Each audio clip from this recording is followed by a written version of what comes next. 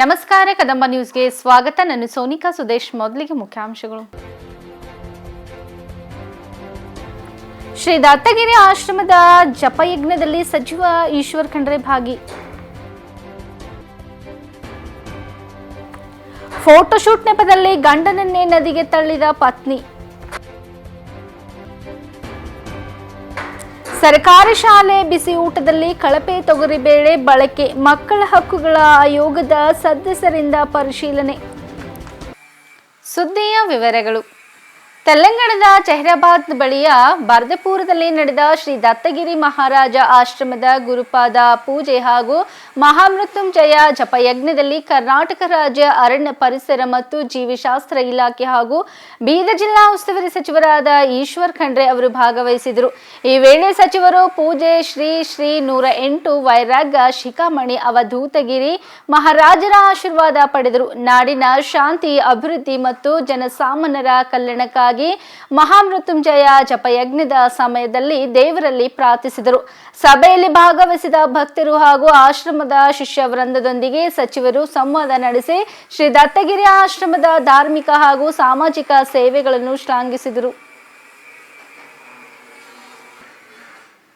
Photo ತೆಗೆಯುವ ನೆಪದಲ್ಲಿ ಪತ್ನಿ ತನ್ನ ಪತಿಯನ್ನೇ ನದಿಗೆ ತಳ್ಳಿದ ಘಟನೆ ರಾಯಚೂರಿನಲ್ಲಿ ನಡೆದಿದೆ. ರಾಯಚೂರಿನ ಗುರ್ಜಾಪುರ್ ಬ್ರಿಡ್ಜ್ ಕಮ್ ಬ್ಯಾರೇಜ್ ಬಳಿ ನಡೆದಿದ್ದು, ಫೋಟೋ ಶೂಟ್ ನೆಪದಲ್ಲಿ ಪತ್ನಿಯೇ ತನ್ನ ಪತಿಯನ್ನು ನದಿಗೆ ತಳ್ಳಿದ್ದಾರೆ. ಇದನ್ನು ಕಂಡ ಸ್ಥಳೀಯರು ಕೂಡಲೇ ಹಗ್ಗಗಳ ಸಹಾಯದಿಂದ ಪತಿಯನ್ನು ರಕ್ಷಣೆ ಮಾಡಿದ್ದಾರೆ. ಈ ಕುರಿತ ವಿಡಿಯೋ ಇದೀಗ ವ್ಯಾಪಕ ವೈರಲ್ ಆಗುತ್ತಿದೆ. ರಾಯಚೂರಿನ ಶಕ್ತಿನಗರ್ ನಿವಾಸಿ ತಾತಪ್ಪ ನೀರಿಗೆ ಬಿದ್ದ ಪತಿಯಾಗಿದ್ದು, ಅವರ ಪತ್ನಿ ಗದ್ದಮ್ಮ ಅವರ ನೀರಿಗೆ ತಳ್ಳಿದ್ದಾರೆ. ನೀರಿಗೆ ಬಿದ್ದ ಕೂಡಲೇ ನದಿಯಲ್ಲಿ ಈಜಿ ಕಲ್ಲು ಬಂಡಿಯ ಮೇಲೆ ನಿಂತು ಕಾಪಾಡಿ ಅಂತ ಕೂಗಿಕೊಂಡಿದ್ದಾರೆ. ಈ ವೇಳೆ ಬ್ರಿಡ್ಜ್ ಕಮ್ ಬ್ಯಾರೇಜ್ ಮಾರ್ಗವಾಗಿ ಹೊರಟಿದ್ದ ಬುಲೆರೋ ವಾಹನದಲ್ಲಿದ್ದವರು ಹಾಗೂ KBJNL ಸಿಬ್ಬಂದಿ ಸ್ಥಳೀಯರು ನದಿಗೆ ಹಗ್ಗ ಎಸೆದು ತಾತಪ್ಪ ಅವರನ್ನು ರಕ್ಷಿಸಿದ್ದಾರೆ. ನದಿಯಿಂದ ಹೊರಗೆ ಬಂದ ಪತಿ ತನ್ನ ಪತ್ನಿಯ ವಿರುದ್ಧ ಗರಂ ಆಗಿದ್ದು, ಫೋನಿನಲ್ಲಿ ಸಂಬಂಧಿಕರಿಗೆ ಮಾಹಿತಿ ನೀಡಿದ್ದಾರೆ. ಕಳೆದ 2 ದಿನಗಳ ಹಿಂದೆ ನಡೆದ ಘಟನೆಯ ವಿಡಿಯೋ ಈಗ ವೈರಲ್ ಆಗಿದೆ. ಯಾದಗಿರಿಯ ವಡಗೇರ ತಾಲೂಕಿನ ಗದ್ದೆಮ್ಮ ಹಾಗೂ ತಾತಪ್ಪ ಕಳೆದ ಏಪ್ರಿಲ್ 10ರಂದು ಮದುವೆ ಆಗಿದ್ದರು. ಮದುವೆಯಾಗಿ 3 ತಿಂಗಳಲ್ಲೇ ಸಂಸಾರದಲ್ಲಿ ಬಿರುಕು ಮೂಡಿ ಜಗಳವಾಡುತ್ತಿದ್ದರು. ಆ ಜಗಳವೇ ಈ ಘಟನೆಗೆ ಕಾರಣ ಎಂದು ತಾತಪ್ಪ ಆರೋಪಿಸಿದ್ದಾರೆ. ಯಾಕೇನಾಯ್ತು?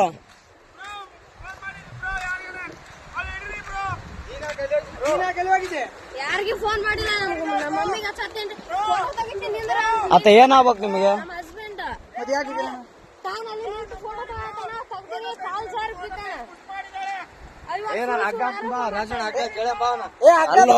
ಇಲ್ಲಿ ಕೇಳು ಮ್ಯಾಟ್ರ್ ಒಂದ್ ಸ್ವಲ್ಪ ಕೇಳು. ಫೋಟೋ ತೆಗಿ ಅಕ್ಕಿನೇ ದೂಕಿರೋದು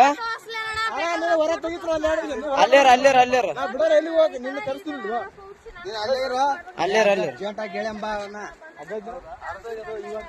ಈ ದಾರಿಗೆ ಯಾಕೆ ಬರಬೇಕು?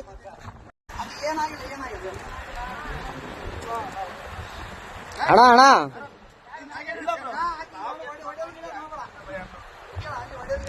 ಒಡೆ ಗಿಡದ್ ಮಾಡಬೇಡ ಅಣ್ಣ.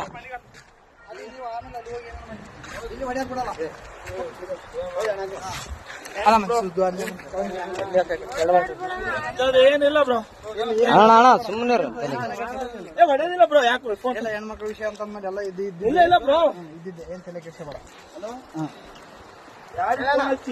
ಅಲ್ಲ ಅಣ್ಣ ಹೆಂಗ್ ಬಿದ್ದಣ್ಣ ಆ ಕಡೆ? ನಂಬಿಕೆ ಇದ್ರು ಬ್ರೋ. ಹೆಂಗ್ ಬಿದ್ದೆ? ಯಾಕೆ ದೂಕಿದ್ರ? ನೀನ್ ಹೇಗಿದ್ದೆ? ಅಕ್ಕೇನೆ ದೂಕ್ಯ ಬ್ರೋ. ಫೋಟೋ ಐತಿ ನಿಂತೀವಿ ನಾವಲ್ಲೇ. ಯಾವತ್ತು ನಿಂದ್ರು ಅಂದು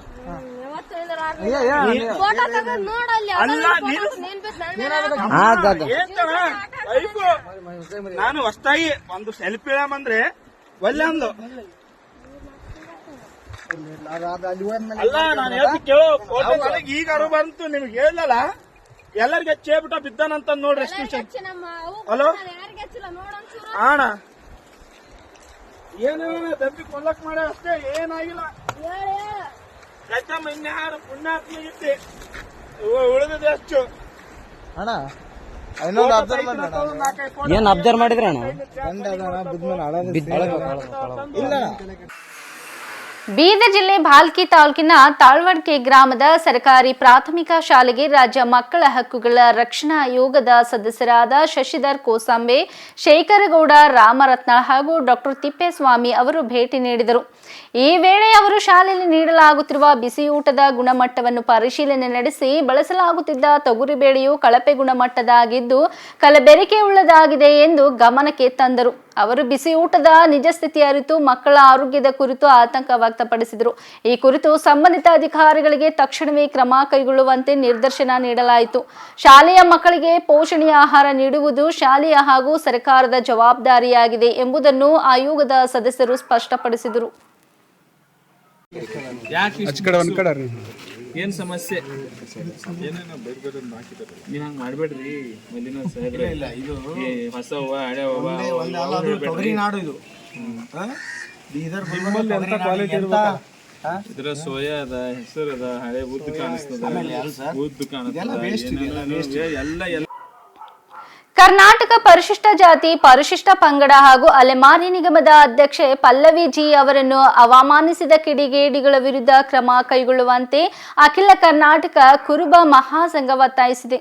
ಈ ಬಗ್ಗೆ ಬೀದರ್ ಜಿಲ್ಲಾಧಿಕಾರಿಗಳ ಮೂಲಕ ಮುಖ್ಯಮಂತ್ರಿಯವರಿಗೆ ಪತ್ರ ಬರೆದಿರುವ ಸಂಘ ಅಲೆಮಾರಿ ಬುಡಕಟ್ಟು ಜನಾಂಗದ ಬಗ್ಗೆ ಕಾಳಜಿ ವಹಿಸಿ ಅವರ ಅಭಿವೃದ್ಧಿಗಾಗಿ ಹೋರಾಡುತ್ತಿರುವ ನಿಗಮದ ಅಧ್ಯಕ್ಷೆ ಪಲ್ಲವಿ ಅವರನ್ನು ವಿನಾಕಾರಣ ಸಭೆಯಲ್ಲಿ ಅವಮಾನಿಸಿದ್ದು, ಅಲ್ಲದೆ ಅಲೆಮಾರಿ ಕೊರಮ ಜನಾಂಗದ ಜಿಲ್ಲಾ ಅಧ್ಯಕ್ಷೆ ಪ್ರಭಾವತಿ ಅವರ ಮೇಲೆ ಕೈ ಮಾಡಿ ನಿಂದಿಸಿರುವ ಕಿಡಿಗೇಡಿಗಳನ್ನು ಬಂಧಿಸಬೇಕು ಮತ್ತು ಇದಕ್ಕೆಲ್ಲ ಕಾರಣರಾದ ಎಚ್ ಆಂಜನೇಯ ಅವರನ್ನು ಕಾಂಗ್ರೆಸ್ ಪಕ್ಷದ ಉಪಾಧ್ಯಕ್ಷ ಸ್ಥಾನದಿಂದ ವಜಾಗೊಳಿಸುವಂತೆ ಎಂದು ಒತ್ತಾಯಿಸಿದ್ದಾರೆ. ಮನವಿ ಪತ್ರದ ಮೇಲೆ ರವೀಂದ್ರ ಭಂಗೆ, ಸೂರ್ಯಕಾಂತ್ ಕಮಠಾನ್, ಸಂತೋಷ್ ರಘುನಾಥ್, ಜಗನ್ನಾಥ್ ಕೊರವ, ಸಂತೋಷ್ ಮತ್ತಿತರರು ಸಹಿ ಹಾಕಿದ್ದಾರೆ.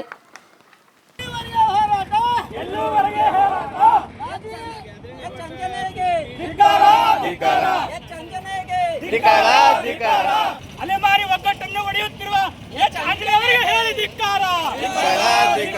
ಅಲೆಮಾರಿಗಳ ಒಗ್ಗಟ್ಟನ್ನು ಒಡೆಯುತ್ತಿರುವ ಎಚ್ ಆಂಜನೇಯಗೆ ಹೇಳಿ ಧಿಕ್ಕಾರ. ಅಲೆಮಾರಿ ಒಗ್ಗಟ್ಟನ್ನು ಒಡೆಯುತ್ತಿರುವ ಎಚ್ ಆಂಜನೇಯಗೆ ಹೇಳಿ ಧಿಕ್ಕಾರ.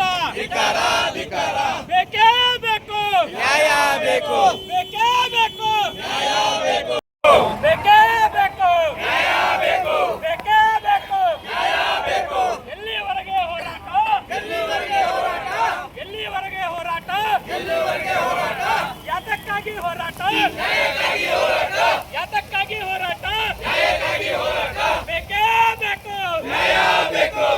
ಒಟ್ಟು 51 ಸಮುದಾಯಗಳು, ಪರಿಶಿಷ್ಟ ಜಾತಿ 51 ಸಮುದಾಯಗಳು ಆ ಪಟ್ಟಿಯಲ್ಲಿ, ಅಲೆಮಾರಿ ಪಟ್ಟಿಯಲ್ಲಿ ಬರ್ತವೆ. ಇಂಥ ಸಂದರ್ಭದಾಗ ಎಚ್ ಆಂಜನೇಯ ಮತ್ತು ಇತರ ಅಲೆಮಾರಿಗಳು ಸಭೆಯನ್ನು ಸೇರ್ತವೆ. ಇದೊಂದು ಕುತಂತ್ರ ಬುದ್ಧಿ ಅಂತ ನಾನು ಹೇಳ್ತೀನಿ. ಯಾಕಂತ ಹೇಳ್ತಂದರೆ, ಇದೇ ಎಚ್ ಆಂಜನೇಯವರು 2018ರಲ್ಲಿ ಮಾಜಿ ಸಚಿವರು, 2018ರಲ್ಲಿ ಸಮಾಜ ಕಲ್ಯಾಣ ಇಲಾಖೆ ಸಚಿವರಾಗಿದ್ದರು. ಅವ್ರು ಸಚಿವರಿದ್ದಂಥ ಸಂದರ್ಭದಲ್ಲೇ ಅಲೆಮಾರಿ ಅಭಿವೃದ್ಧಿ ನಿಗಮದ ಕೋಶ ಅಂತ ಸ್ಥಾಪನೆ ಆಯಿತು. ಅವತ್ತಿನ ಸಂದರ್ಭದಲ್ಲಿ ಆ ಸರ್ಕಾರ ಎಲ್ಲ ಕೂಲಂಕುಷವಾಗಿ ಅಧ್ಯಯನ ಮಾಡಿ ಒಟ್ಟು 51 ಸಮುದಾಯಗಳು, ಇನ್ಕ್ಲೂಡಿಂಗ್ ನಮ್ಮ ಕೊರಚ ಕೊರವ ಸಮುದಾಯಗಳು ಕೂಡ ಅದನ್ನು ಪರಿಗಣನೆ ಮಾಡಿ ಸರ್ಕಾರ ಘೋಷಣೆಯನ್ನು ಮಾಡಿತ್ತು. ಆದರೆ ಎಚ್ ಆಂಜನೇಯವರು ಮತ್ತು ಆ ಸಂದರ್ಭದಲ್ಲಿ ಕೋಶದಲ್ಲಿರ್ತಕ್ಕಂಥ ಬಾಲಗುರು ಮೂರ್ತಿ ಅವ್ರು ನೋಡಲ್ ಅಧಿಕಾರಿಯಾಗಿದ್ದರು. ಇವರು ಒಂದು ಕುತಂತ್ರದಿಂದ ಮತ್ತು ಆಂಜನೇಯವರ ಕುತಂತ್ರದಿಂದ 2018ರಲ್ಲಿ ಸೇರಿರ್ತಕ್ಕಂಥ ಪಟ್ಟಿಯಲ್ಲಿ ಮತ್ತೆ ಅವರೇನಪ್ಪ ಅಂದರೆ ಕೊರಮಕೋಚರ ಸಮುದಾಯವನ್ನು ಕೈ ಬಿಟ್ಬಿಡ್ತಾರೆ. ಇದನ್ನೆಲ್ಲ ಕೊರಮಕೋಚ ಸಮುದಾಯ ಮನಗೊಂಡು ಮತ್ತೆ ನಮ್ಮ ಪ್ರಿಯಾಂಕ್ ಖರ್ಗೆ ಸಾಹೇಬ್ರ ಹತ್ರ ಹೋದ್ವಿ. ನಮಗೆ ಈ ರೀತಿ ಅನ್ಯಾಯ ಆಗಿದೆ, ಕೆಲವು ಅಧಿಕಾರಿಗಳು ತಮ್ಮ ಸ್ವಾರ್ಥ ಹಿತಕ್ಕಾಗಿ, ತಮ್ಮ ಸ್ವಾರ್ಥ ಬೆಳೆಯನ್ನು ಬೆಳೆಸ್ಕೊಳ್ಳೋಕ್ಕಾಗಿ ಈ ಪಟ್ಟಿಲಿಂದ ಕೈ ಬಿಟ್ಟರು ಅಂಥೇಳಿ ನಾವು ಅವರನ್ನು ಕೇಳಿಕೊಂಡಾಗ ಮತ್ತೆ ಯಥಾಸ್ಥಿತಿ ಎಲ್ಲ ಸರ್ಕಾರ ದಾಖಲಾತಿಯನ್ನು ಪರಿಶೀಲನೆ ಮಾಡಿ ಆ ಸಾಹೇಬರು ನಮಗೆ ಮತ್ತೆ ಅಲೆಮಾರಿ ಪಟ್ಟಿಯಲ್ಲಿ ಸೇರಿಸ್ತಾರೆ. ಅವರಿಗೆ ತುಂಬ ಧನ್ಯವಾದಗಳನ್ನು ಸಲ್ಲಿಸ್ತೀನಿ. ಶ್ರೀ ಬಸವಪ್ರಿಯ ಶಿವಶರಣ ಹಡಪದ ಅಪ್ಪಣ್ಣನವರ 891ನೇ ಜಯಂತಿಯ ಮಹೋತ್ಸವ ಕಾರ್ಯಕ್ರಮವನ್ನು ಶ್ರೀ ಬ್ರಹ್ಮಾರಂಭ ಮಲ್ಲಿಕಾರ್ಜುನ ಸ್ವಾಮಿ ಮಡ್ಕೋತೊರೆ ಕ್ಷೇತ್ರ ತೋಪಿನ ಮಠ ಪುಷ್ಪ ಪಲ್ಲಕ್ಕಿ ಮಂಟಪೋತ್ಸವದಲ್ಲಿ ಕಾರ್ಯಕ್ರಮವನ್ನು ಆಯೋಜಿಸಲಾಗಿತ್ತು. ಶ್ರೀ ಬಸವಣ್ಣ ಹಡಪದ ಅಪ್ಪಣ್ಣನವರ ಭಾವಚಿತ್ರಕ್ಕೆ ಪುಷ್ಪಾರ್ಚನೆ ಮಾಡಿ ಮಾತನಾಡಿದ ತೋಪಿನ ಮಠ ಮಡ್ಕೋತೊರೆ ಶ್ರೀ ಮಲ್ಲಿಕಾರ್ಜುನ ಸ್ವಾಮಿ ಹಡಪದ ಅಪ್ಪಣ್ಣನವರು 12ನೇ ಶತಮಾನದಲ್ಲಿ ಬಸವಾದಿ ಶರಣರ ಒಡನಾಡಿಯಾಗಿ ಬಾಳಿದ ಶರಣ ಬಸವಣ್ಣನವರ ಆಪ್ತ ಕಾರ್ಯದರ್ಶಿಯಾಗಿ ಆತ್ಮೀಯನು ಆದ ಅಪ್ಪಣ್ಣ ಅವನ ಜೀವನದ ಪ್ರತಿಯೊಂದು ಹಂತದಲ್ಲಿಯೂ ಅವರಿಗೆ ಸಹಾಯಕರಾಗಿ ಬದುಕಿದ್ದ ಏಕೈಕ ಶರಣ ಹಡಪದ ಅಪ್ಪಣ್ಣ. ಸಮಾನತೆ ಮತ್ತು ಸಾಮಾಜಿಕ ನ್ಯಾಯವನ್ನು ಪ್ರತಿಬಿಂಬಿಸುವ ಹಲವಾರು ವಚನಗಳನ್ನು ಬರೆದಿದ್ದಾರೆ. ಅವರ ಕೃತಿಗಳನ್ನು ಉದ್ಯಾನಕ್ಕೆ ಕವಿಗಳಿಗೆ ಸ್ಫೂರ್ತಿ ಮತ್ತು ಅರ್ಥಪೂರ್ಣ ಜೀವನವನ್ನು ನಡೆಸಲು ಮಾರ್ಗದರ್ಶಿ ಎಂದು ಪರಿಗಣಿಸಲಾಗಿದೆ. ಹಿಂದೆ ಹಡಪದ ಅಪ್ಪಣ್ಣನವರು ಈ ಸಮಾಜದ ಒಳಿತಿಗಾಗಿ ಹಲವಾರು ಹೋರಾಟವನ್ನು ಮಾಡಿದ್ದು, ಅವರು ಕೊಟ್ಟಂತಹ ಆದರ್ಶಗಳನ್ನು ನಿಮ್ಮ ಜೀವನಕ್ಕೆ ಅಳವಡಿಸಿಕೊಂಡು ಜೀವನ ನಡೆಸಬೇಕು ಎಂದು ತಿಳಿಸಿದರು.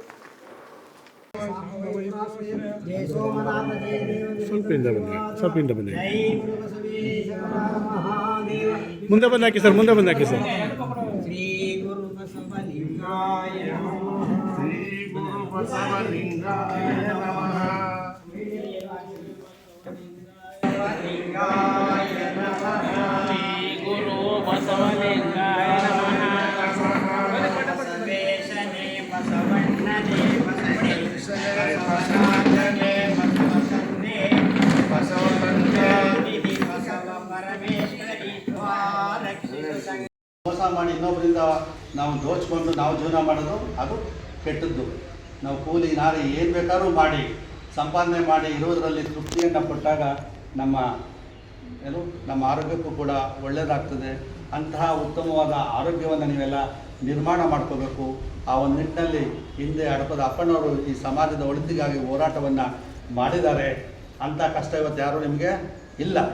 ಇರೋದ್ರಲ್ಲಿ ಅವರ ಕೊಟ್ಟಂಥ ಆದರ್ಶಗಳನ್ನು ನಿಮ್ಮ ಜೀವನಕ್ಕೆ ಅಳವಡಿಸ್ಕೊಂಡು ನೋಡಿ. ಎಷ್ಟು ಜನ ಇದ್ದೀರಿ, ಎಷ್ಟು ಜನ ಇವತ್ತು ಬೇಡದಕ್ಕೆಲ್ಲ ಎಲ್ಲೆಲ್ಲೋ ಕೂತಿರ್ತಾರೆ.